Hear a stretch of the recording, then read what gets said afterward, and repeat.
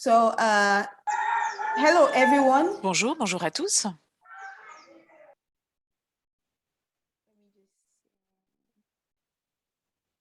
Okay. So, hello everyone. A warm welcome to you from Bienvenue, bienvenue de la Fondation Apprendre Genève. Je suis Charlotte Bou et aujourd'hui, mes invités sont Laura Nick Locklin et Aaron Wallace de l'OMS et de la CDC aux États-Unis.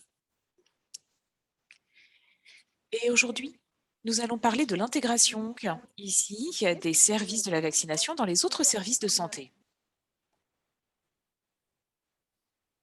Alors, nous avons parlé ici de cette approche tout au long de la vie de la vaccination et ça fait partie évidemment de la priorité 4 de l'agenda 2030. Et aujourd'hui, on se focalise sur une autre priorité qui est l'intégration. Donc, bienvenue Laura et Aaron. Comme vous le savez, ici, c'est une session éclair.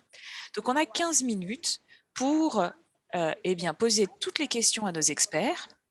Je vais commencer avec quelques questions, mais surtout, n'oubliez pas à votre tour de saisir vos questions dans le chat ou de lever la main pour que nous puissions vous donner la parole et pour que vous puissiez poser toutes vos questions à nos experts. À titre de rappel, vous pouvez suivre cette réunion en français et en anglais. Pour ce faire, vous pouvez cliquer sur cette icône interprétation qui est située en bas à droite de votre écran Zoom. Vous sélectionnez la langue de votre choix, vous coupez l'audio original et vous cliquez sur terminer et à partir de là, vous devriez pouvoir suivre ici cette réunion soit en anglais, soit en français, comme vous le souhaitez. Et maintenant, je vais me tourner vers nos deux experts du jour. Et une première question que j'ai, n'hésitez surtout pas. Vous pouvez ici, encore une fois, lever la main si vous avez des questions ou saisir votre question dans le chat. Laura, qu'est-ce que l'intégration? Et pourquoi est-ce que c'est important pour le programme de vaccination? Et comment est-ce que l'intégration ici se reflète dans les stratégies et les politiques de santé? Merci Charlotte. Alors l'intégration, c'est lorsque l'on décrit en fait le travail que l'on fait avec d'autres programmes. Donc c'est vraiment travailler en harmonie avec d'autres programmes, voir comment on peut, au mieux, ici proposer des services de santé essentiels à ceux qui en ont besoin. Donc dans le cadre de l'agenda 2030, l'intégration ici est une priorité essentielle. Et ce que nous pouvons espérer, c'est que vraiment, au cours de la décennie à venir, nous allons voir cela. C'est-à-dire de plus en plus ici d'intégration, d'harmonisation, parce qu'en effet, pour l'instant, ce qu'on constate, c'est que ces différentes campagnes sont bien organisées de manière très séparée. Donc, nous espérons qu'à l'avenir, il y aura ici une meilleure couverture et la vaccination ici est assez différente. Il y a certains programmes ici qui sont très solides, c'est sûr, mais on en a aussi besoin. Donc, c'est vraiment voir comment est-ce que l'on peut travailler au mieux ensemble et vraiment avoir cette couverture nécessaire pour avoir ici accès aux éléments dont on peut avoir besoin. Alors, merci beaucoup, Laura. Aaron, je me tourne vers vous. Comment est-ce que cette intégration peut être facilitée entre les différents programmes? Eh bien, cette approche ici de vaccination tout au long de la vie vous donne une opportunité en fait pour des personnes de recevoir ici tous les vaccins recommandés tout au long de la vie. Et nous reconnaissons que nombreuses sont ces opportunités où les personnes ici va être en contact avec les services de santé, avec le professionnel de santé, le centre de santé, pour une autre raison que celle de la vaccination. Donc, l'objectif de l'intégration, ce serait de reconnaître que ici, c'est une opportunité d'utiliser ces points de contact, en fait, ces consultations qui ne sont pas pour la vaccination, pour aussi intégrer la vaccination ici. Et donc, on pourrait saisir justement ces avantages. Et deuxièmement, par rapport à cette approche, c'est que lorsque vous avez des personnes, par exemple, qui adressent à un professionnel de santé, à un centre de santé, pour ici d'autres raisons que la vaccination, puissent également, eh bien, que leur carnet de vaccination puisse être vérifié, parce que du coup, c'est une opportunité de voir est-ce qu'il leur manquerait un vaccin, est-ce qu'on pourrait leur administrer donc un vaccin. Et donc ça, c'est un élément important de cette approche d'intégration. Merci beaucoup, Aaron. Alors, on comprend que la priorité stratégique, c'est la couverture universelle de santé. Et ici, ces soins de santé primaire, comment est-ce que ils peuvent influencer, encore une fois, eh bien, cette intégration des programmes de vaccination? Je pense que c'est essentiel. En fait, ce que l'on voit dans de nombreux pays, c'est que lorsque les pays ont atteint un certain niveau, eh bien, parfois les investissements en matière de soins primaires n'est pas aussi fort qu'ils l'étaient ou pas aussi solide. Mais ici, d'autres efforts pour, par exemple, atteindre cette couverture eh bien, universelle de santé peut vraiment améliorer la couverture. Mais cela veut dire aussi beaucoup d'investissements pour renforcer les soins de santé primaires. Donc, lorsque vous voulez vraiment vous assurer que vous avez un système de santé de soins primaires solide, avec une approche intégrée, ça peut vraiment aider. Parce que là, vous garantissez que les pays ont vraiment ici eh bien, tous ces programmes disponibles, que ces services sont disponibles et aussi que les utilisateurs de ces services sont satisfaits de ces services. Donc, ça veut dire une bonne qualité de service. Et tout ceci découle d'avoir des services de soins primaires beaucoup plus solides. Et là encore, eh bien, que ça veut dire aussi un accès aux services de santé équitable et juste. Donc, pour moi, avoir une approche intégrée, comme Aaron l'a dit, vous allez utiliser ici des consultations qui existent déjà, des services qui existent déjà, des plateformes qui existent déjà pour pouvoir justement proposer eh bien, que d'autres services importants, y compris les services de la vaccination. Et ce que l'on peut constater à l'heure actuelle, c'est que si vous prenez par exemple eh bien, les nouveau-nés, lorsqu'ils viennent ici, eh bien, dans les centres de santé, alors parfois il y a beaucoup de choses qui se passent lors de cette consultation de vaccination pour le nouveau-né. Mais ensuite, lorsqu'un enfant eh bien, va dans un centre de santé pour une autre raison que la vaccination, eh bien là, dans ce cas-là, on ne passe pas nécessairement en revue eh bien, la vaccination, son statut vaccinal, on ne regarde pas où il en est et est-ce qu'il est à jour dans ses vaccins. Et donc, en fait, c'est dommage. Et je pense que là, ce serait vraiment intéressant ici d'avoir une meilleure communication, un meilleur plaidoyer pour pouvoir améliorer vraiment cette intégration. Merci beaucoup, Laura. Si vous venez de nous rejoindre, je vous souhaite la bienvenue à cette session éclair sur l'intégration de la vaccination au sein d'autres services de santé. Et nous avons avec nous Laura Nick Loughlin de l'OMS et Aaron Wallace du CDC aux États-Unis. Ma question suivante est pour vous, Aaron. Mais juste avant, si vous avez des questions, ne soyez pas timide. Merci de lever votre main. Même si votre question est en français, vous pouvez soit saisir votre question dans le chat en français, soit lever la main et poser votre question en français.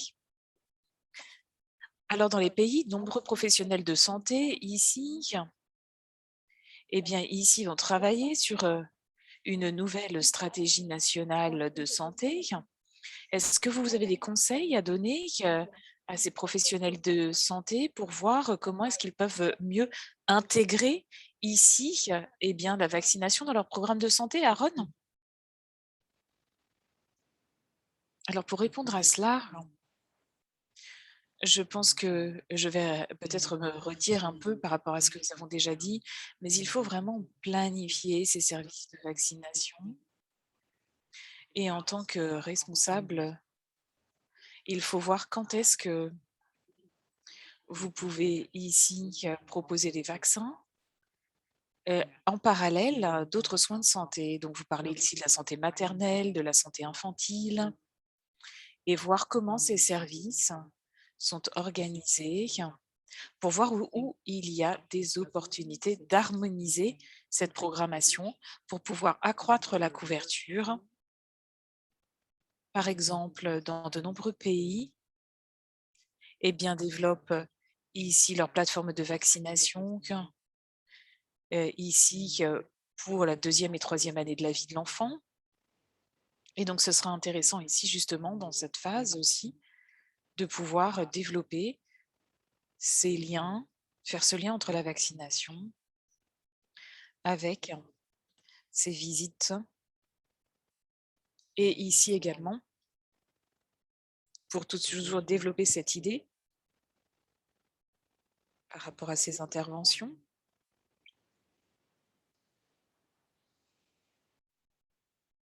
pour donc ces visites de santé.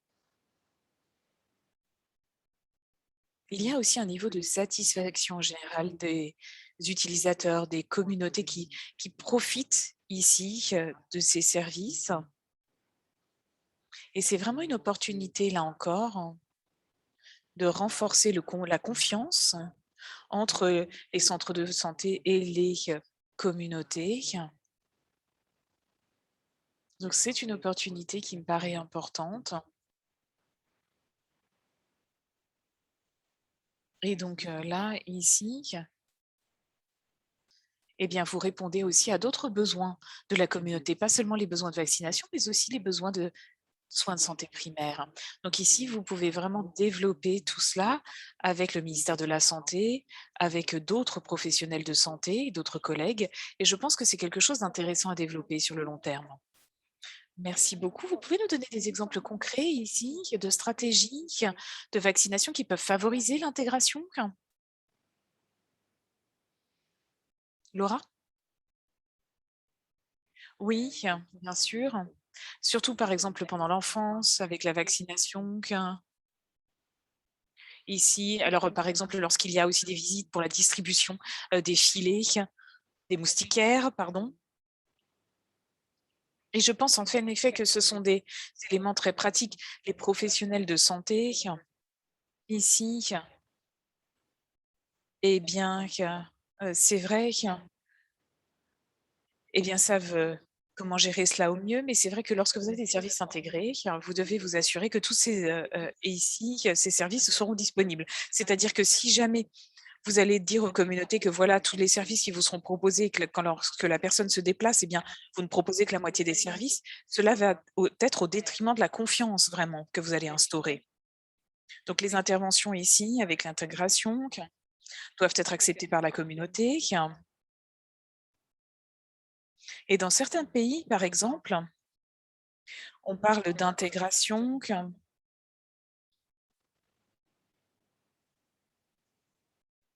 dans un contexte où il n'y a pas eu non plus de validation générale. Donc, il est important de bien reconnaître le partenariat, essayer de voir ce que vous essayez d'intégrer et de vous assurer que c'est bien approprié, que c'est adapté pour la communauté en question.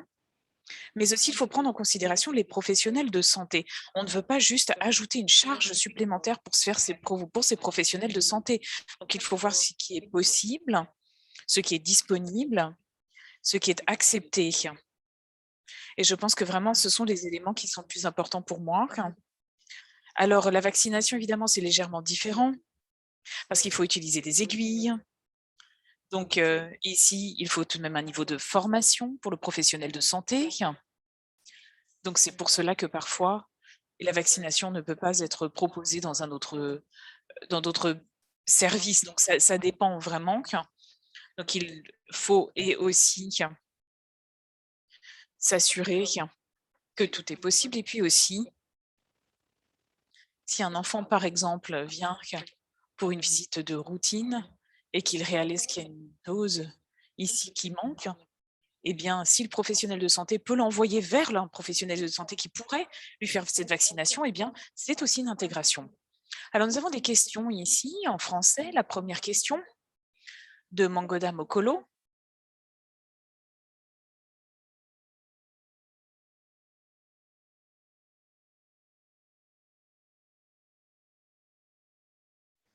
Donc ici, on part de l'intégration uniquement pour la vaccination de routine.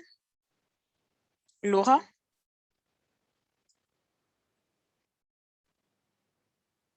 Pour l'instant?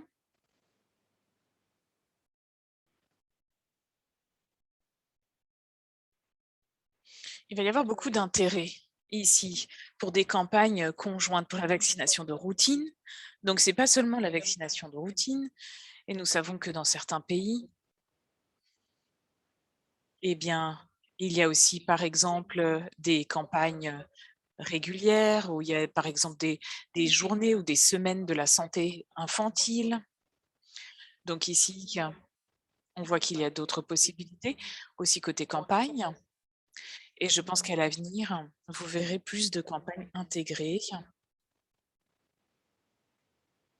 où différents vaccins sont administrés pendant une même campagne, ou alors il y aura d'autres intégrations également. Alors surtout, avec l'impact de la COVID-19, eh bien, nombreuses sont les interventions qui n'ont pas eu lieu. Donc, on va voir, je pense, beaucoup plus de campagnes intégrées avec différents services disponibles. Mais cela revient ici avec les soins de santé primaire aussi. Il faut s'assurer que les services sont essentiels, sont disponibles et s'il y a des populations ici qui malheureusement, eh bien ici ont raté leur vaccin ou une autre intervention, eh bien dans ce cas-là, il faudrait essayer évidemment, quand on parle d'intégration, de pouvoir dispenser ici différents vaccins, mais aussi essayer de mieux identifier les populations. Donc, il y a différents aspects ici de l'intégration qui peuvent être ici utilisés, mais on ne parle pas seulement de la vaccination de routine pour répondre à votre question, mais renforcer la vaccination de routine au sein des soins primaires, c'est très important. Merci Laura. Nous avons beaucoup de questions dans le chat. Une question c'est Ahmed. Alors, en effet, c'est important, mais est-ce que l'on peut mettre aussi d'autres services en place? Par exemple, est-ce qu'on peut s'appuyer ici sur l'hésitation en matière de vaccin contre la COVID-19? Alors ici, on parle de cette désinformation et quel est l'impact que cette désinformation et cette hésitation pourrait avoir? Aaron? La désinformation sur la vaccination est un problème et en effet, a eu un effet détrimental sur les services de vaccination et d'autres services d'ailleurs de santé. Et cette désinformation est pertinente, surtout lorsque l'on parle d'intégration. Et c'est pour cela qu'il faut absolument bien communiquer, il faut que la communication soit ici solide. Et il faut aussi avoir l'opportunité ici d'obtenir donc toutes les informations nécessaires et pouvoir ici répondre aux questions qui sont posées et que ceci pourrait aider encore une fois par rapport à ces difficultés. Alors, il y a beaucoup d'éléments qui pourraient être abordés par rapport à différentes stratégies pour répondre à cette désinformation,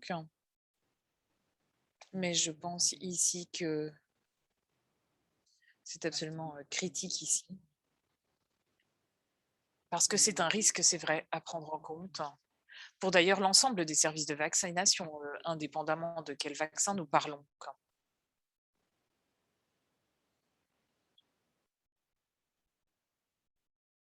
Merci beaucoup, Aaron. Une autre question en français de Kanjo Okito. Et c'est une question sur la continuité de service, la disponibilité après intégration. Donc ça, c'est cette question ici. Est-ce que c'est donc un processus ici durable qui peut être pérennisé?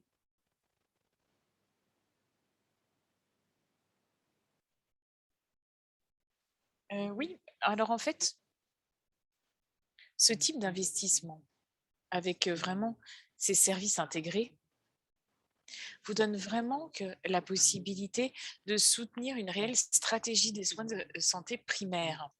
Et c'est une vraie opportunité ici au niveau de la durabilité, de l'intégration. Donc lorsque vous allez renforcer votre système de santé primaire, eh bien, vous aurez donc les bases pour pouvoir développer ensuite différentes stratégies d'intégration et elles pourront être mises en place. Donc par conséquent, je pense qu'évidemment, il y a toujours un risque que certains pays doivent s'assurer de bien couvrir.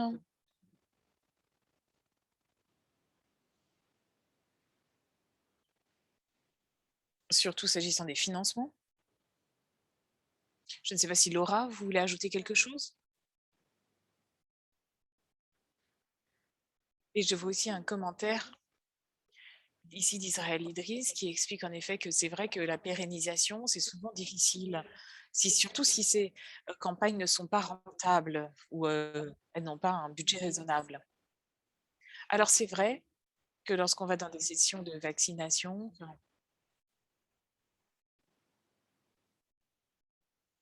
eh bien, en effet, il y a bien une stratégie d'intégration des services, mais par conséquent, elle n'est pas mise en place parce qu'il n'y a pas eh bien, les besoins nécessaires. Donc ici, je pense que lorsqu'il s'agit de planification de ces intégrations de services, il est important de prendre en compte, oui, vous avez raison, la faisabilité et la durabilité.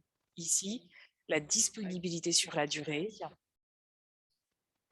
parce qu'en effet, il faut laisser en compte ces différentes considérations. Vous avez tout à fait raison. Et l'acceptation, d'abord, c'est un des clés importants, en plus de cette visibilité, de cette continuité. Alors, ici, je sais que demain, on en parlera déjà. Ici, des enregistrements, ici, des carnets de vaccination. Mais c'est vrai que si ceux-ci ne sont pas disponibles, et vous devez tout simplement ici faire des photocopies ou alors juste noter quelque chose sur une feuille de papier. Donc, rend les choses beaucoup plus difficiles. Et aussi, l'utilisateur de ces services va peut-être poser des questions sur la qualité des services. Donc ici, il faut absolument avoir des services de qualité, c'est important. Merci beaucoup, Laura et Aaron. Alors, il nous reste encore quelques minutes. J'ai encore quelques questions pour vous. Alors ici, lorsque l'on regroupe différentes interventions, que c'est aussi logique ici. Mais comment est-ce que vous pouvez vous assurer que cette intégration avec d'autres services de santé vont avoir aussi un impact sur l'égalité et que vous allez pouvoir couvrir des groupes plus vulnérables? Laura?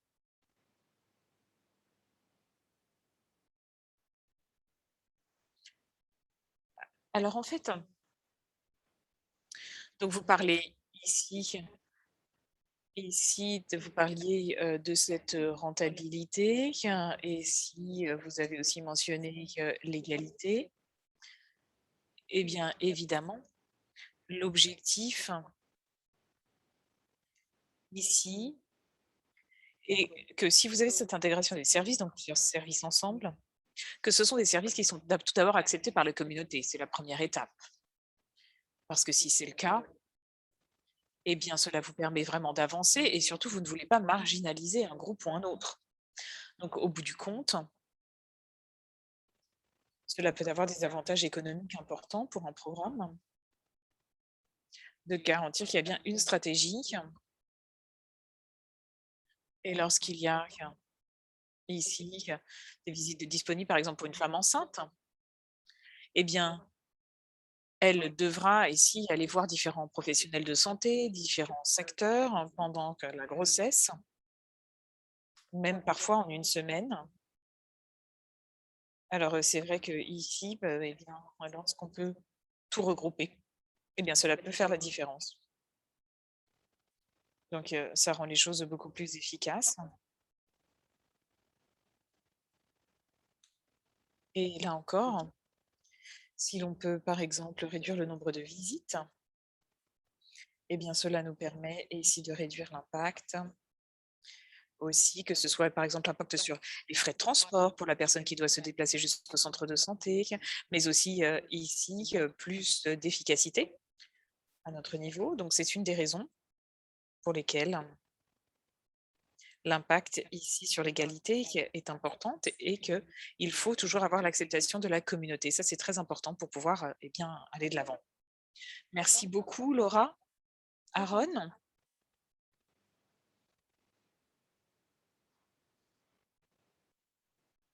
En fait, je dirais que pour cette stratégie d'intégration, eh bien, ici, c'est une stratégie qui fonctionne avec d'autres stratégies, qui n'est pas autonome. Et je le dis parce que lorsque l'on réfléchit ici, eh bien, on parle aussi de population qui propose, qui a besoin de ces services. Et là, évidemment, vous allez chercher à toucher toutes les populations qui sont sous-desservies à l'heure actuelle. Et c'est pour cela que vous allez d'ailleurs associer ces différentes stratégies ensemble. Donc ça, c'est très important de pouvoir aussi fournir ici différentes interventions. Et ce sont des considérations qui sont essentielles, à mon avis, surtout sur cette idée, ici, avec ces populations plus reculées. Et donc, c'est pour cela il est important de faire ces liens. Et je pense qu'en effet, cela peut être très bénéfique, justement pour améliorer la couverture de santé et pouvoir atteindre donc ces populations plus reculées. Et cela peut répondre aux demandes en matière de santé.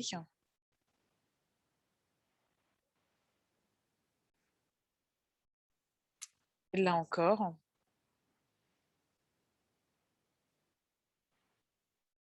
il s'agit de répondre à ces questions d'inégalité en matière d'accès et de soins de santé disponibles. Je vous remercie. Merci Aaron. Je vous remercie également tous. Donc ici, c'est une session éclair. Alors, session éclair dit que bien ça va vite. Mais si vous voulez en savoir plus sur ce thème, eh bien, n'hésitez pas à consulter d'abord l'agenda 2030. Et puis, nous avons aussi des liens ici pour vous qui sont dans le chat sur ici toutes les recommandations sur l'intégration des différents services de santé. Vous pouvez aussi cliquer sur ces différents liens. Ces différents liens ici sont dans le chat. Et surtout, si vous avez d'autres questions, vous pouvez cliquer aussi sur les liens que j'ai indiqués. Si par exemple, vous avez encore des questions à poser, elles seront ensuite transmises à nos experts. Et également, vous avez les liens sur les enregistrements des séances. Et puis, nous apprécions évidemment vos commentaires. Donc, il y a aussi un lien ici pour que vous puissiez nous faire part de vos commentaires. Je vous remercie Laura, je vous remercie Aaron de nous avoir rejoints aujourd'hui sur ce thème très important de l'intégration des programmes de vaccination avec d'autres services de santé. Et on se retrouve demain, Laura, pour revenir également sur un autre thème important qui est l'enregistrement et la documentation de la vaccination. Et donc, on se retrouve demain à 16 heures ici sur cette approche ici. Encore une fois, merci beaucoup. Je vous souhaite une excellente fin de journée et à demain.